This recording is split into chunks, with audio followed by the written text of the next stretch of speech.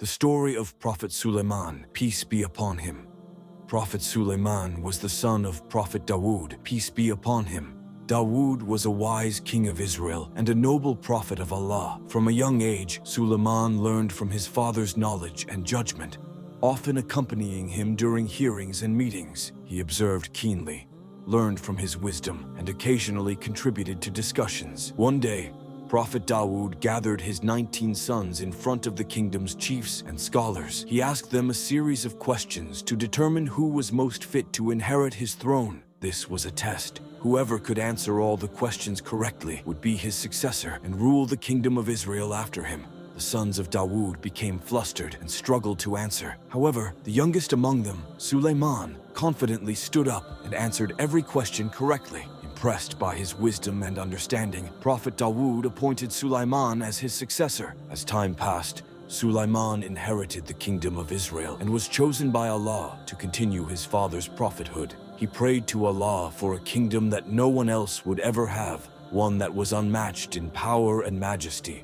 Allah granted his request and blessed him with many miracles. Sulaiman was given control over the wind, allowing him to travel at incredible speeds. He was also given authority over the jinn, who obeyed his commands, and he was blessed with the ability to understand and communicate with animals. In his mission as a prophet, Sulaiman rebuilt Masjid Al-Aqsa as a place of worship. He and his followers also made pilgrimage to Makkah.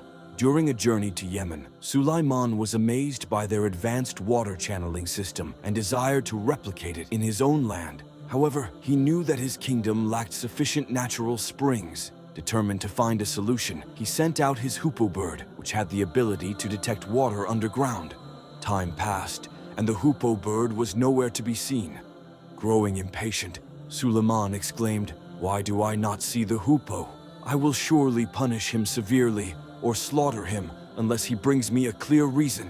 Soon after, the hoopoe returned with important news. It told Sulaiman about a queen named Bilqis, who ruled over a prosperous kingdom but worshipped the sun instead of Allah.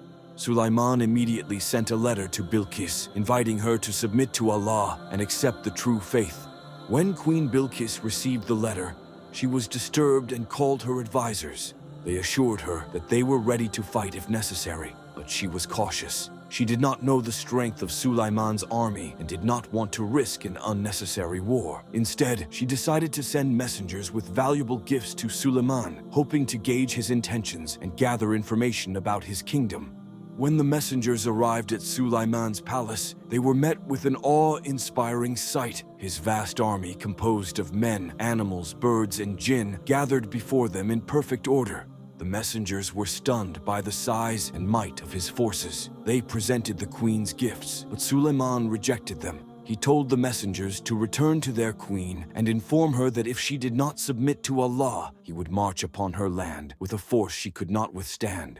Upon hearing the report, Bilqis decided to travel to Sulaiman's kingdom herself. When Sulaiman learned of her arrival, he decided to demonstrate the power given to him by Allah. He asked his assembly, "Which of you can bring me the throne of Bilqis before she arrives?" One of the mighty jinn responded, "I will bring it to you before you rise from your seat." But another being, who had knowledge from the book, said, "I will bring it to you in the blink of an eye." Before Sulaiman could even process what had happened, the throne of Bilqis was placed before him. Amazed by this miracle, he praised Allah for his blessings. To test the queen's wisdom, Sulaiman ordered the jinn to disguise her throne slightly and see if she would recognize it. When Bilqis arrived and saw the throne, she was puzzled. She wondered whether it was her own throne or merely a replica. She cautiously said, "It looks as if it is mine." Sulaiman recognized her intelligence and diplomacy. He then invited her into his palace, which had floors made of smooth glass beneath which flowed water. As she entered, she mistook the transparent floor for a pool and lifted her dress to avoid getting wet. Sulaiman explained that it was not water, but finely crafted glass. Seeing such wonders and witnessing Sulaiman's wisdom and humility, Bilqis realized the truth. She understood that her belief in worshipping the sun was false and submitted to Allah. She and her nation embraced Islam. Prophet Sulaiman ruled wisely and justly, and much of his kingdom's work was carried out by the jinn. However, he taught his people that the jinn did not possess knowledge of the unseen. Only Allah alone has that knowledge. Even Sulaiman's death was a lesson in this regard. One day, while overseeing the jinn at work, Sulaiman stood leaning on his staff. Allah decreed his soul to be taken, but he remained standing in that position. The jinn, unaware of his passing, continued working for days, fearing his watchful presence. It was only when a tiny ant began nibbling at his staff that the wood weakened and broke.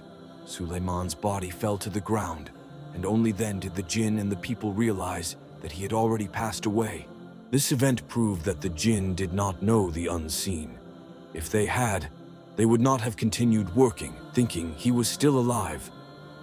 The life and death of Prophet Sulaiman is full of incredible miracles and lessons for mankind. His story is a testament to the power, wisdom, and mercy of Allah. As the Quran states, "Then when we decreed death for him, nothing informed them of his death except a creature of the earth eating his staff. So when he fell, it became clear to the jinn that if they had known the unseen, they would not have remained in humiliating torment."